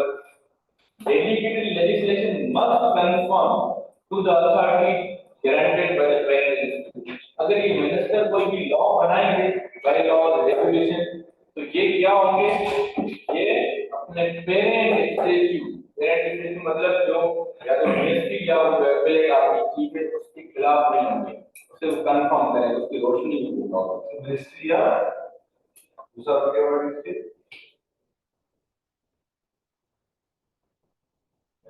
अब इसकी बात कर रहे हैं। डेलीगेटेड लेजिस्लेशन मतलब अगर मिनिस्ट्री कोई बाय लॉ बनाती है ना, उसको जो पावर दिए गए हैं जहां से वो ड्राइव हो रही है उसके अगेंस्ट वो नहीं जाएगा, वो उससे कंफर्म करेगा, उसकी रोशनी में वो बाय लॉ बनाएगा।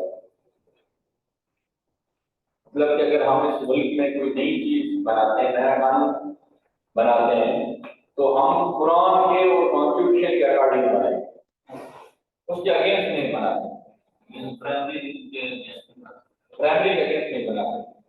जो भी चीज निकलेगी वो उसकी रोशनी में निकलेगी। पेरेंट स्टेच्यू या पेरेंट इंस्टीट्यूट वो होता है जहां से आपकी पावर ड्राइव, ये उसको खत्म नहीं कर सकते ना primary sources of law order. एक होती है प्राइमरी सोर्स, एक होती है सेकेंडरी सोर्स। प्राइमरी सोर्स वो होती है जो आपका पार्लियामेंट है ना, वो कोई लॉ बनाएगा, वो प्राइमरी सोर्स है। उसके साथ साथ जो आपके जुडिशियल माइंड्स होते हैं, जुडिशरी जजेस फैसला देते हैं, case law precedent, these are also called primary source. इसी तरह सेकेंडरी सोर्स ये है कि वो सेकेंडरी मतलब उनके बाद जो सोर्स है कानून की, वो ये, वो कौन बनाता है, वो आपके मिनिस्टर्स बनाते हैं फॉर एग्जांपल, या आपका प्राइम मिनिस्टर बनाता है, कोई भी वो रेगुलेशन बनाता है जहां से आपको पावर दी गई है, आप कोई अपने हिसाब से अपने रेगुलेशन के लिए ऑर्डर बनाता है। समझ में आएगी नहीं आएगा, मैं एक्सप्लेन करता हूँ और समझिएगा। कॉन्स्टिट्यूशन ऑफ पाकिस्तान 1973 हम मिसाल दे रहे हैं, उसने पावर दी है कि एक वजीर-ए-आज़म जो आएगा वो 5 साल के लिए आएगा, उसका पीरियड होगा 5 साल। वो 5 साल के अंदर इस मुल्क की भलाई के लिए काम करेगा, ठीक है। अब वो मुल्क की भलाई के लिए काम करेगा, उसमें मुल्क की अवाम आती है, मुल्क आता है, मुल्क की पॉलिसीज आती है, उसकी भलाई के लिए काम करेगा। अब इसको ये जो पावर थी ना, ये लॉ क्या थी, कॉन्स्टिट्यूशन क्या था, एक किस्म का ये प्राइमरी सोर्स है। प्राइम मिनिस्टर जो काम करेगा, जितना भी वो काम करेगा, वो किसकी रोशनी में करेगा, जो उसके ऊपर कॉन्स्टिट्यूशन पावर दी है। प्राइमरी सोर्स ने कहा है कि अगर आप लोगों के कंट्रीज का विजिट करते हैं for the wellbeing of your institute, your state, तो आप कर सकते हैं, ठीक है। अब मैं समझाता हूँ वो प्राइम मिनिस्टर क्या करता है, वो एक नई पॉलिसी लेकर आता है। वो पॉलिसी ये होती है, कहता है कि भाई इस मुल्क में 23 करोड़ में सिर्फ 8 लाख लोग टैक्स देते हैं, बाकी लोग टैक्स नहीं देते फॉर एग्जाम्पल, तो वो चोरी होता है, या जो वो मुल्क के खजाने से पैसा निकल रहा है और हमारा खजाना डाउन हो रहा है, वो क्या करता है, मुल्क के अंदर एक पॉलिसी बनाता है कि हर बंदा फाइलर बनेगा, हर बंदा टैक्स देगा, कोई बंदा टैक्स डिवीजन नहीं कर सकता, टैक्स चोरी नहीं कर सकता। अब वो क्यों बनाई, क्योंकि वो मुल्क की वेलफेयर के लिए बनाई, अवाम की वेलफेयर के लिए बनाई। अब वो जो लॉ बनाएगा ना, वो जो ऑर्डर है, वो उसने अपनी कैपेसिटी से बनाया है, लेकिन ये इसको इख्तियार किसने दिया,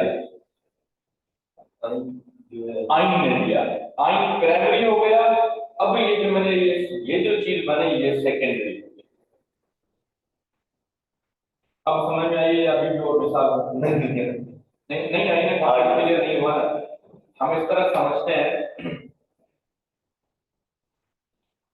कि हमारे मीडिया के मिनिस्टर, एक टेलीकॉम अथॉरिटी है, टेलीकम्युनिकेशन आपकी मिनिस्ट्री है, वो चलती है कॉन्स्टिट्यूशन के अकॉर्डिंग, उसके मिनिस्टर्स वगैरह उसके अकॉर्डिंग काम करते हैं। अब एक टेलीकम्युनिकेशन के मिनिस्टर को पता चला कि हमारे मुल्क में डे बाय डे बाहर से इलेक्ट्रॉनिक चीजें स्मगल होके आ रही हैं। स्मगल होने से ये होता है कि आपके मुल्क में ऐसी बहुत सारी डिवाइस आ रही है जो आने के आगे वाले दिनों में उसके अंदर इस तरह के वायरस भी हैं, उसके अंदर इस तरह की चीजें हैं जो आपके मामला हैक हो सकते हैं, व्हाटएवर ये हो सकता है। मिनिस्टर क्या करता है, कानून बनाता है, अपनी असेंबली के अंदर रेगुलेशन बनाता है, लॉज बनाता है, अपने पूरी मिनिस्ट्री को इकट्ठा करके इसमें बंद सेंट्रल बंद को कि भाई जितने भी बाहर से स्मगलिंग की चीजें आएंगी उसके ऊपर हेवी फाइन लगा, कोई भी नहीं लेकर है। अब ये जो लॉ बनाएगा ना, अपनी तरफ से तो बना लिया, लेकिन ये लॉ अपनी मेन उसकी रोशनी में होगा, अपने कानून के अगेंस्ट नहीं होगा, मुल्क के अगेंस्ट नहीं होगा, वो सबऑर्डिनेट है, उसको क्या बोलते हैं तुम्हें भी समझ में नहीं है। तीसरे जब आपको समझ में आई प्राइमरी और सेकेंडरी बात करता है जो है कि पार्लियामेंट है जो मिनिस्टर है वो जो है उसको मिनिस्टर को लॉ बनाने का आदेश है, और जो मिनिस्टर है वो कोई भी जो है लॉ बनाने के बगैर ही बना सकते, उसमें सर रेगुलेशन आती है, ऑर्डर्स आते हैं, फाइल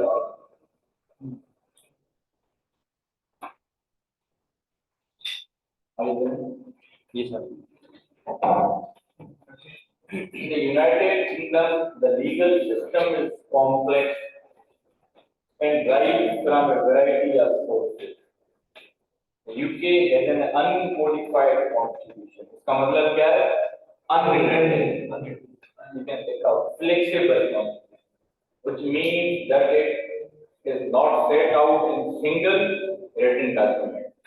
मतलब कि ये जो अनकोडिफाइड है ना, कहीं भी ये एक डॉक्यूमेंट की सुपरविजन में नहीं है। जैसे हमारा मुल्क के अंदर कॉन्स्टिट्यूशन ऑफ पाकिस्तान 1973 मोबाइल बन गया, 1973 का जो आईन है वो एक मेजर उसके नीचे की चीजें होती हैं।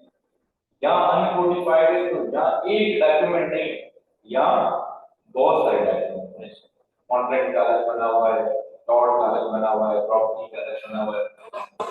Instead, it is based on statutes. अब statute ये हो सकते हैं, for example common law and constitutional conventions. Here are the primary sources of law in the UK. इसकी किसी को समझ में ना आई मुझसे पूछे मैं नहीं आई। ये बात कर रहा है कि यूके के अंदर जो लीगल सिस्टम है वो थोड़ा कॉम्प्लेक्स है, मुश्किल है। क्यों? क्योंकि वो derive from a variety of sources, वहाँ एक सोर्स नहीं है। इसके पाकिस्तान के अंदर जो कानून बना है ना 1973 का, उसकी एक सोर्स थी कुरान। फॉर एग्जाम्पल कुरान की रोशनी में ये कानून बने, कुरान की रोशनी में सारे हमारे लॉ कुरान की रोशनी में। अब जो भी लोग जितने भी रहते हैं वो सारे काम करते हैं वो अकॉर्डिंग टू ऑटोमेटिकली एक ही सोर्स है, इस्लामिक अकॉर्डिंगली इस्लामिक आपने चलना है। यूके के अंदर तो इस तरह का कोई सोर्स नहीं है, यूके के अंदर मुख्तलिफ है। यूके के अंदर वो प्रेसिडेंट्स आ गए, केस लॉज आ गए, और पार्लियामेंट भी आ गया, कस्टम्स भी आ गए, कस्टम्स के बाद कन्वेंशन आ गई, इस तरह की बहुत सारी चीजें हैं। अब ये 8-10 इस तरह के सोर्स बन जाते हैं यूके के अंदर, तो थोड़ा कॉम्प्लेक्स है। तो वो कह रहा है कि ये जो है ना अनकोडिफाइड है, लिखा हुआ कोई कानून नहीं है। तो इस तरह कैसे लिखा हुआ नहीं है? यूके के अंदर सदियों से एक बंदे वो क्या करते हैं, मैं आपको कस्टम्स की मिसाल देना चाहता हूँ। यूके के अंदर एक बंदा गली में जाता है, वो कोई बोतल फेंकता है, तो दूसरा बंदा कहता है अंडे छिपा है, प्लीज आप यहाँ से उठाएं, उसको डब्बे में फेंकें। एक दफा करता है, दूसरी दफा वही बंदा जाते हुए कोई चीज फेंकता है रोड पे, तो दूसरा बंदा उसको अगेन गोलियां दे कहता है कि भाई इधर नहीं फेंकनी है। तीसरी दफा वो बंदा फेंकता है, उसको पता चलती है कि ये गलत है। ये एक क्या है, मतलब रोड पे कोई चीज फेंकना, इस तरह करना ये मुनासिब नहीं है। फिर उसके माइंड में बन जाता है जब भी कोई रोड पे जाते चीजें पड़ी हुई उनसे उधर नहीं फेंकेगा, कुछ डर हो गया तो मुझे कह सकता है। तो वहां की मोरलिटी, वहां की सोशलिटी इतनी स्ट्रांग है, तो कहीं लिखा हो कहीं नहीं है कि आपने बोतल नहीं फेंकनी, ये इसका कोई गुनाह है, इसका कोई गलत चीज है, आपको सजा मिलेगी। लेकिन वो मोरलिटी, वहां की कस्टम इतने स्ट्रांग है कि लोग समझते हैं कि ये एक किस्म का लॉ है, और ये नहीं लिखा हुआ है तो इस तरह की चीजें वहां uncodified, which means that it is not spelled out in single, मतलब कि सिंगल इस तरह की चीज नहीं है written document। अब वहां क्या है, वहां स्टैच्यूज बने हैं। स्टैच्यूज किसने बनाए हैं? पार्लियामेंट ने। फॉर एग्जांपल क्या स्टैच्यू है? थेफ्ट एक्ट है और ह्यूमन राइट्स एक्ट है, ये किसने बनाए हैं? पार्लियामेंट में। थेफ्ट की जो भी चोरियां करोगे वो इसके अंदर आएंगी, ह्यूमन राइट्स की या इंसान की फंडामेंटल राइट्स सारे इसके अंदर आएंगे।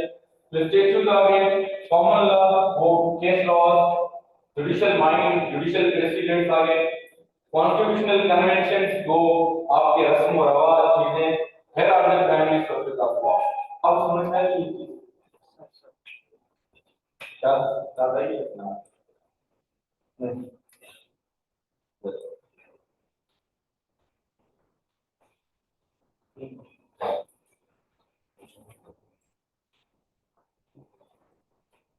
कह रहे हैं कि अलील अहमद कह रहे हैं कि जिस तरह यहाँ पर बहुत ज़्यादा सोर्सेज है, देख रहे हैं आप कि सोर्सेज अल्लाह जो सोर्सेज हैं यहाँ से ड्राइव होती हैं चीज़ें, और उसमें प्रोसीजर जो कोर्स के प्रोसीजर उसमें डिफिकल्टी नहीं आती है।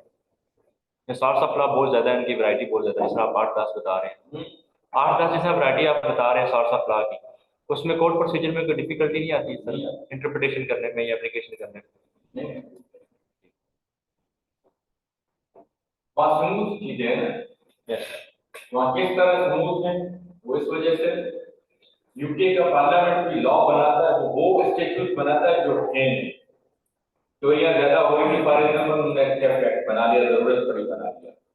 अब ऑलरेडी एक केस डिफाइंड है, जिस तरह William versus Roffey Grove, main case है, जुडिशियल प्रेसिडेंट है, कंसीडरेशन जहां प्रैक्टिकल बेनिफिट मिलेगा, एक्सचेंज ऑफ थिंग दोनों साइड से होंगी, और दोनों साइड को वो फिर वो एक किस्म की वो विलियम वर्सेस रोफे केस याद नहीं याद होगा आपको तक के अलावा है ये आपने तो बड़ा अच्छा डिफाइन किया था उसके अंदर, मैं बड़ा आप बताएं।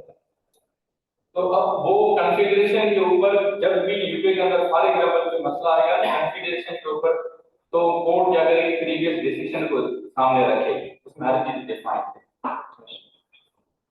तो वहां एम्बिग्यूटी नहीं होती। अली इसमें क्या ना समझने वाली है,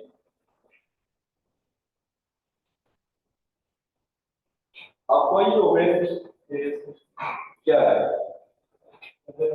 ये समझ आइए कि यूके में कोई प्राइमरी सोर्स नहीं, यूके में law primary source primary source है वो जिसमें बड़े साहब पूरा ड्रामेटिक प्रतिभा में पूरा किताब बताते रहे, शाम को कहते हैं सिर्फ कौन सा लेखा लेकिन ना करो कि प्राइमरी सोर्स भी ना करो। जनाब अली किसी भी मुल्क के अंदर मिसाल देकर समझते हैं, किसी भी मुल्क को चलाने के लिए कुछ कानून का होना जरूरी है। कैसे समझे, इंग्लैंड जो है, यूके, यूनाइटेड किंगडम, वो एक सोसाइटी है, उसको चलाने के लिए कानून की जरूरत है। तो कानून इंग्लैंड के अंदर है ना 3 से 4 टाइप के कानून मिलते हैं, सोर्स मिलते हैं। एक तो कानून वो है कि जो वहां की कस्टम्स है, लोग हजारों सालों से फॉलो करते आ रहे हैं कि रोड पे थूकना नहीं, रोड पे कचरा नहीं फेंकना, तो उनके जहन में वो एक किस्म का कस्टम बन गई कि यहाँ गंद नहीं जाता। अब एक ये कौन सी सोच आ गई कि वहां के लोगों के लिए ये सोच है, कानून हो गया, कस्टम एक किस्म का उनके नहीं समझ रहा है, उनके लागू हो गया, कस्टमरी प्रैक्टिसेस याद आ रही है, मुझे लगता है इसमें दिमाग यूज किया हुआ है, ये कुछ समझ नहीं चाह रहा। ये है कि देखिए हमने पहली बात की है कि किसी भी सोसाइटी को चलाने के लिए कुछ लॉ होते हैं। तो यूके के अंदर एक तो लॉ पार्लियामेंट बनाता है, पार्लियामेंट के अंदर मोस्टली लीगल माइंड्स बैठे होते हैं, एक्सपर्ट, टेक्नोक्रेट, कानून साज बैठे होते हैं। वो क्या करते हैं, देखते हैं कि हमारे सोसाइटी इंग्लैंड के अंदर इस चीज की जरूरत है तो उसका एक लॉ बनाए। तो पार्लियामेंट जो भी लॉ बनाएगी वो प्राइमरी सोर्स है, ये चीज समझ में आ गई सर? जनाब प्राइमरी सोर्स वो है जो कि पार्लियामेंट बनाती है।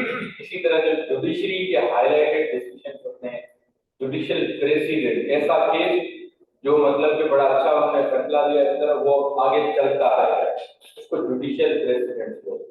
ये प्राइमरी सोर्स में आते हैं।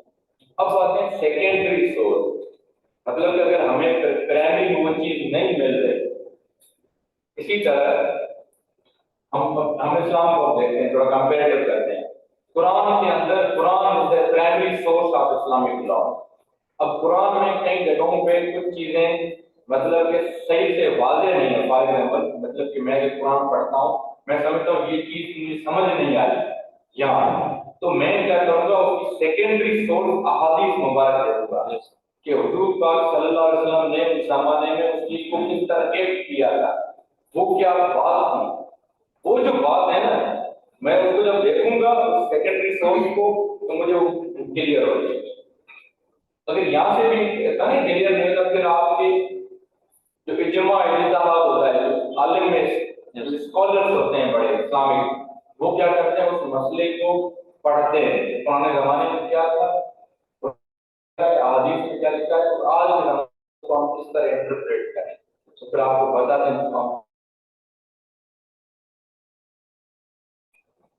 मिसाल के तौर पर जैसे इस्लाम जी में नमाज कायम करो, हाँ उसका ये नहीं पता है कितनी है, कब है, कब पढ़नी है, कैसे पढ़नी है, वो सारी चीजें मैं हदीस में कुरान में है कि कितनी नहीं है, और ये आपको डिबेट करने का तो नहीं है। ये आप क्या है, आप बात समझा रहे हैं वो आपको, और आप काउंटर कर रहे हैं। प्राइमरी सोर्स वो है जो कि थ्रू द पार्लियामेंट के होते हैं, स्टेटमेंट होते हैं। सेकेंडरी वो है, फॉर एग्जाम्पल एक मिनिस्ट्री है आपकी, एनवायरनमेंट की मिनिस्ट्री, उसके लिए लॉ बनाया यूके के पार्लियामेंट ने कि ये मिनिस्ट्री इस तरह काम करे, वो तो प्राइमरी हो गया। अब मिनिस्ट्री के अंदर जो मिनिस्टर बैठा है वो कहता है कि अभी हमें इस मुल्क के अंदर जो है पॉल्यूशन ज्यादा हो गई है, दरख्त ज्यादा लगाने, इसके लिए अब दरख्त ज्यादा लगाने, वो कहेगा। ऐसे नहीं होता ना, हर चीज एक ऑफिशियल मीटिंग मिनट्स होते हैं, वो एक सब कैबिनेट को इकट्ठा करता है अपने लोगों को कि भाई हम एक कॉन्टिन्यूअस मुल्क के अंदर एक रेगुलेशन लगाते हैं कि भाई हर बंदा अपने घर के अंदर इर्द गिर्द एक एक दो दो दरख्त लगा दे। वो एक लॉ बनाएगा ना। अब ये क्या है, सेकेंडरी सोर्स है, लेकिन ये सोर्स कभी भी अपने पेरेंट के अगेंस्ट नहीं हो सकती, मतलब कि उस मिनिस्ट्री के मेन लॉ के अगेंस्ट नहीं हो सकती। अब समझ में नहीं आई ना, कि और को समझ में आई या नहीं आई? तो हाँ, इधर आए एक्सप्लेन करें, इधर से होता है। प्राइमरी पानी पे टैक्स है, और दूसरी ये लॉ वर्किंग का मिनिस्टर उसका भी आ जाता है कि वो कहते हैं कि दस लगाने की भी हो सकते हैं, कोई भी चीज है तो वो उसी तरह बैठेंगे और डिस्कस करेंगे, उसके बाद वो लॉ बनाएंगे उस चीज को। और वो प्राइमरी को सेकेंडरी को एक्सप्लेन करें ताकि समझ आए। कोई वॉलंटरी करें, साल आप करें, हमको फिर आप करें, शायद आप करें, हम कैलरी से भी फिर आप कैसे बात की है, ये समझ आ रही है। ये और आगे तो क्या समझ रही है? सर इसका रिकॉर्डिंग बंद कर दूं, 32 स्लाइड्स हो गई, 10 रह गए, नोट फिर ब्रेक वगैरह कर ब्रेक सर कितने बजे का, वैसे क्या 2:15 लाइव सर? अभी तो 2 भी नहीं हो गए, 25 मिनट रह गए 2 मिनट। टाइम एग्जैक्टली 1:40 में ब्रेक कर कितने मिनट की ब्रेक करनी है? सर घंटे की होगी तो ठीक है फिर, क्योंकि स्लाइड है 8 स्लाइड है। ब्रेक मीन्स रिकॉर्डिंग बंद करके आप लोग बात कर रहे हो, आप लोग आए हो 1 बजे सर आइला मैंने क्लास में 9 बजे रुका है। ये सर हमें समझ आ रहा है, जो चीजें इससे पहले मैंने तो पढ़ चुके हैं वो मेरी अगली क्लास में अगर 10 बजकर 15 मिनट पे कोई आया उसके बाद आया 5 मिनट नहीं करते ही होती बैठने के लिए तो अटेंडेंस नहीं लेंगे। अभी आप लोग लेट आए आपको 3 सेशन करने पड़ते हैं, आखिरी लगेगी 1 घंटे और आगे का नेक्स्ट फ्राइडे को इंशाल्लाह। और आपको पता है 9 बजे कि नहीं पता आप रिकॉर्डिंग करो नहीं सर 1 घंटे मैं ब्रेकअप बता दूं कितने बजे है बता दूं टाइम पे सर 1:36 हो गया। 40 आप इनको बता दें कि 40 हुआ है जी 2:15 2:15 सर 2:20 जी ठीक।